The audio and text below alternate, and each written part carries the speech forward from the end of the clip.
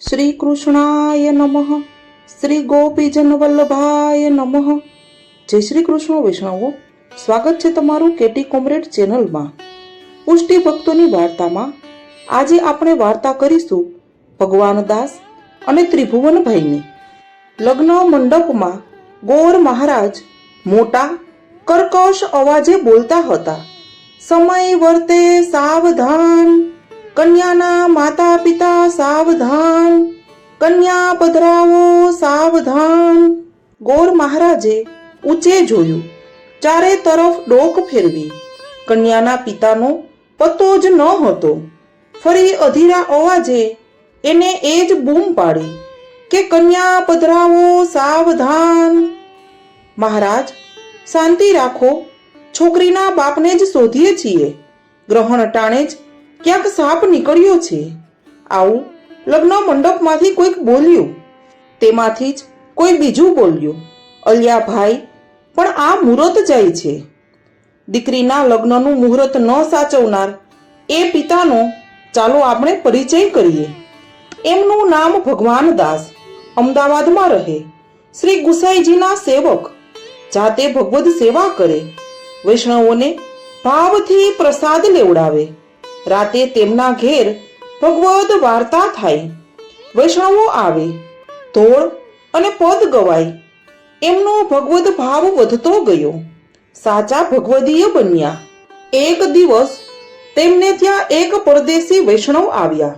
ભગવદ વાર્તા કરતા વૈષ્ણવે ભગવાન દાસને કહ્યું, ભાઈ, તાદશી વૈષ્ણવનું મિલન ખૂબ જ દુર્લભ છે. આટલામાં મને એક જ તાદશી વૈષ્ણવના દર્શન થયા છે. તે ધોળકાવના ત્રિભુવનભાઈ છે. સાચા તાદશી વૈષ્ણવ ગ્રંથના પણ એવી. શ્રી ઠાકોરજી એમને સાક્ષાત અનુભવ જણાવે છે. એમના પરિચયમાં આવતા જ ખ્યાલ આવી જાય છે. ભગવાન દાસે આ વાત સાંભળી અને તેમને પણ ચટપટી લાગી. આવા વૈષ્ણવ નજીકમાં જ છે તો એમને મળવાનું ક્યારે થશે? થોડા સમયમાં જ ઘેર દીકરીના લગ્નનો પ્રસંગ આવ્યો. લગ્નમાં બહાર ગામથી લૌકિક સગા સંબંધીઓને બોલાવે તો પોતાના સાચા આત્મ સંબંધી એવા વૈષ્ણવોને તો બોલાવે જ ને. ભગવાન દાસે સૌ પ્રથમ કંકોત્રી લખી ધોળકા ત્રિભુવનભાઈને. તેમને સાચા હૃદયથી ખૂબ ખૂબ આગ્રહ કર્યો. આવા તાદશી વૈષ્ણવ તેમના ઘેર આવે તે તેમના માટે ધન્ય ઘડી હતી. ત્રિભુવનભાઈને પત્રિકા મળી. તેમણે પણ વૈષ્ણવો પાસેથી ભગવાન દાસની ભગવદીય તરીકેની ખ્યાતિ સાંભળી હતી. એમને પણ ભગવાન દાસભાઈને મળવાનું મન હતું જ. લગ્નના દિવસે ત્રિભુવનભાઈ 2-4 વૈષ્ણવોને લઈ અમદાવાદ જવા ઉપડ્યા. અમદાવાદ આવી ગામ બહાર એક વાવ પાસે વૃક્ષની છાયામાં વિસામો કર્યો. તેમણે પોતાના એક સાથી વૈષ્ણવને કહ્યું, ગિરધરભાઈ, તમે અમદાવાદના ભોમિયા છો તો તમે ભગવાન દાસને ત્યાં જાઓ. કન્યાદાનના સમયે જ મારે ત્યાં આવવું છે. સમય થાય એટલે અહીં ખબર કરજો.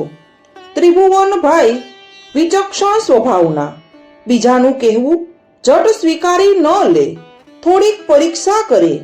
ભગવાન દાસના ભગવદીયપણાની તેઓ આજે પરીક્ષા કરવા માંગતા હતા. આ બાજુ ગિરધરભાઈ ભગવાન દાસને ત્યાં ગયા. કન્યાદાનનો સમય જાણી ત્રિભુવનભાઈને ખબર કરવા ઉપડ્યા. બરાબર કન્યાદાનના સમયે જ ત્રિભુવનભાઈ વૈષ્ણવો સાથે લગ્ન મંડપના બારણે આવી પહોંચ્યા. ગિરધરભાઈએ ભગવાન દાસને શોધી સમાચાર આપ્યા. ભગવાન દાસ દોડ્યા. તેમના રોમ રોમમાં આનંદ છવાઈ ગયો. જીભ અને હૈયું ગણગણતા હતા. આયે મેરે નંદ નંદન કે પ્યારે, માલા તિલક મનોહર, બાની ત્રિભુવન કે ઉજિયારે રે. કન્યાદાન બાજુએ રહી ગયું. ભગવાન દાસ ત્રિભુવનભાઈને અને વૈષ્ણવોને ભેટી પડ્યા. પ્રેમથી તેમને ઘરમાં લઈ ગયા. ત્યાં તેમની સારી રીતે આગતા સ્વાગતા કરી. સૌને સ્નાન કરાવી મહાપ્રસાદ લેવડાવ્યો. તેમને આરામ કરવા પથારીઓ પાથરી દીધી. પછી સૌની આજ્ઞા લઈ લગ્ન મંડપમાં આવ્યા. લોકો અને સગા વહાલા જાત જાતની વાતો કરી રહ્યા હતા. ગોર મહારાજ પણ અકળાઈ ગયા હતા. તેઓ કહેવા લાગ્યા, લગ્નનું મુહૂર્ત વીતી ગયું, હવે શું કરવું? ભાઈ, બીજું મુહૂર્ત જુઓ. મારે તો જે ચોઘડિયું હશે તે ચાલશે, તમે ફિકર ન કરો. લગ્ન કાર્ય પતાવી દીકરીને વિદાય આપી. રાત વીતી ગઈ હતી, પરોઢ થયું હતું. ભગવાનદાસભાઈ અને તેમના પત્ની સેવામાં નહાયા.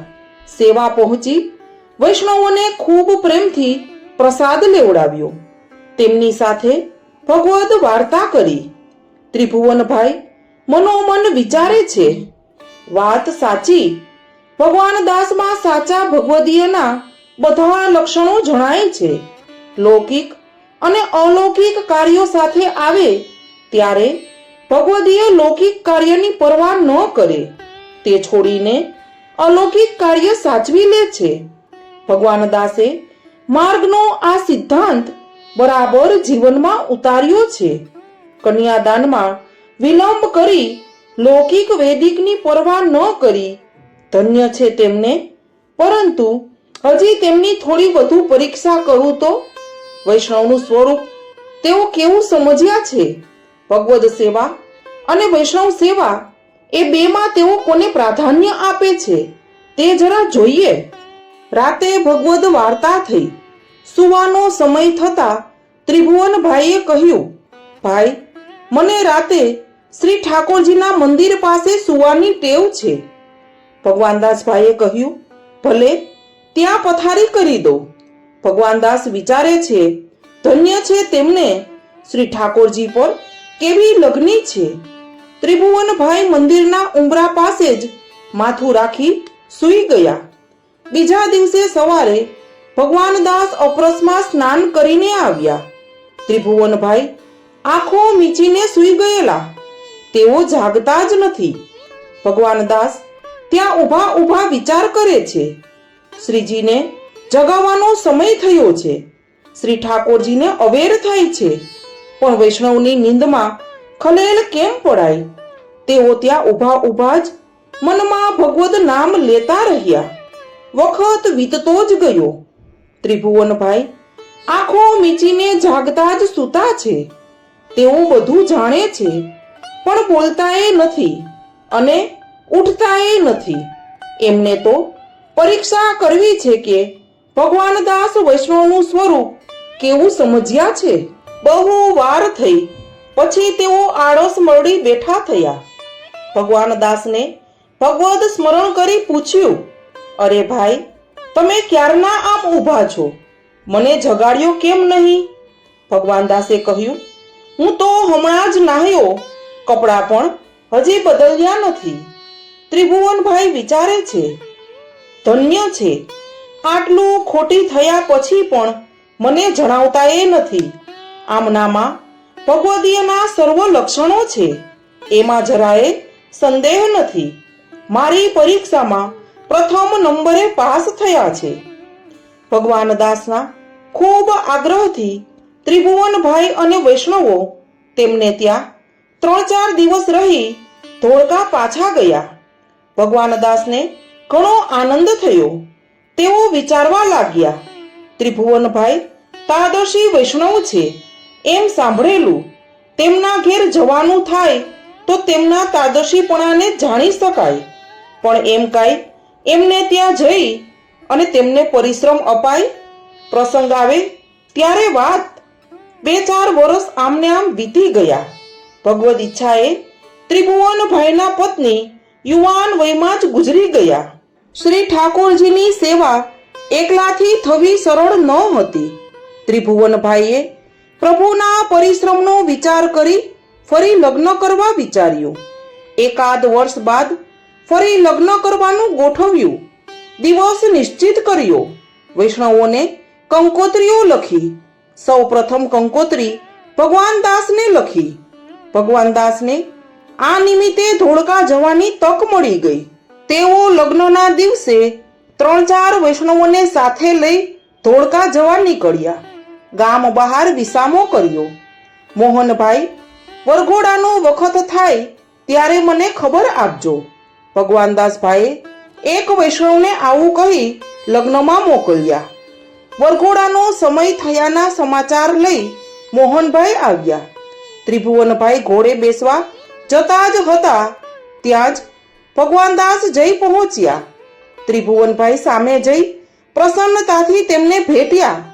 ભગવત સ્મરણ કરી ઘરમાં લઈ ગયા. સારી રીતે આગતા સ્વાગતા કરીને નવરાવ્યા. મહાપ્રસાદ લેવડાવ્યો. અહીં તો વરાજા વિના વરઘોડો અટકી ગયો. લોકોને તો તમાશો જોવા મળ્યો, પણ ત્રિભુવનભાઈના ભાવની દ્રઢતા એવી કે લોકો શું કહેશે એનો તો તેઓ વિચાર કરતા જ નથી. વૈષ્ણવોના સ્વાગતનું સર્વ કાર્ય પતાવીને વરઘોડો કન્યાના માંડવે જવા ઉપડ્યો. ભગવાનદાસ વિચારે છે, મારે ત્યાં તો પુત્રીના લગ્ન હતા, અહીં તો ત્રિભુવનભાઈ જાતે જ પરણવા જતા હતા, છતાં વૈષ્ણવો માટે રોકાયા. તેમના ભાવની દ્રઢતા કેટલી! એ તાદ્રશી વૈષ્ણવ સાચા. ભગવાનદાસે બીજા દિવસે અમદાવાદ જવાની રજા લીધી. જીવનભર આ બંને વૈષ્ણવોએ એકબીજાના ભાવની ખૂબ પ્રશંસા કરી. શ્રી ગુસાઈજીના આવા કૃપાપાત્ર આ ભગવદીય અને તાદર્શી વૈષ્ણવની સ્વમાર્ગીય સિદ્ધાંતોની સમજ અને ભાવની દ્રઢતા આવી અસાધારણ હતી. સિદ્ધાંત નવનીતના સિદ્ધાંતો જોઈએ. પ્રત્યેક કાર્યમાં ભગવદ ઈચ્છા અને ભગવદ કાર્યને પ્રાધાન્ય આપવું. શુકન, મુહૂર્ત, જ્યોતિષના વહેમો વૈષ્ણવો માટે બાધક છે, નિરર્થક છે. કિયો ગોપાલ કો સબ હોય, જો જાને પુરુષાર્થ અપનો અતિ કર જૂઠો સોય. શ્રી હરિરાય મહાપ્રભુ ભાવ પ્રકાશમાં આજ્ઞા કરે છે કે વૈષ્ણવની પરીક્ષા કરવી નહીં, એમાં દોષ લાગે છે. પરંતુ આ બંને અસાધારણ વૈષ્ણવો હતા. તેમની વાત જુદી છે. ભગવદ સુખનો વિચાર આવશ્યક છે, તેવો જ સાથે સાથે વૈષ્ણવોના સુખનો વિચાર પણ હોવો જ જોઈએ. કેમ કે હરિ, ગુરુ, વૈષ્ણવ સરખા લેખો, ભિન્ન ભાવ હૃદયે ન પેખો. આપણે બધા વૈષ્ણવોને ભગવદીય કહીએ છીએ. શ્રી હરિરાય ચરણે ભાવ પ્રકાશમાં વૈષ્ણવોના ભાવની કક્ષા સમજાવી છે. તેમાં દાસ કોને કહેવાય તો કે બ્રહ્મ સંબંધ લઈ ગુરુ આજ્ઞા પ્રમાણે તનુ વિતજા સેવા કરે તે. સેવક કોને કહેવાય તો કે ભગવદ સેવા પ્રેમપૂર્ણ હૃદયથી ભગવદ સુખનો વિચાર કરીને જ કરે તે. ભગવદીય કોને કહેવાય તો કે જેના પર પૂર્ણ રૂપે ભગવદ કૃપા થવાથી જેમનું જીવન ભગવાનમય બન્યું છે અને પ્રભુનો સાનુભાવ થાય છે તે ભગવદીય. તાદર્શી કોને કહેવાય તો કે જેમના વિના પ્રભુ પણ એક ક્ષણ રહી શકતા નથી તે તાદર્શી કહેવાય. આમ ભગવાનભાઈ ભગવદીય હતા અને ત્રિભુવનભાઈ તાદર્શી હતા. તો વૈષ્ણવો, આપણને પણ વૈષ્ણવોના ભાવની આ કક્ષામાંથી પ્રભુ કૃપાથી ઉત્તમ કક્ષા પ્રાપ્ત થાય અને પ્રભુની કૃપા સદાય આપણા પર રહે. જો વિડીયો ગમ્યો હોય તો વિડીયોને લાઈક, શેર અને સબસ્ક્રાઇબ કરો. બાજુમાં આપેલા બેલ આઇકન પર ક્લિક કરો, જેથી કરીને તમને આવા સત્સંગના વિડીયોની નોટિફિકેશન મળતી રહે. સર્વે વૈષ્ણવોને મારા જય શ્રી કૃષ્ણ.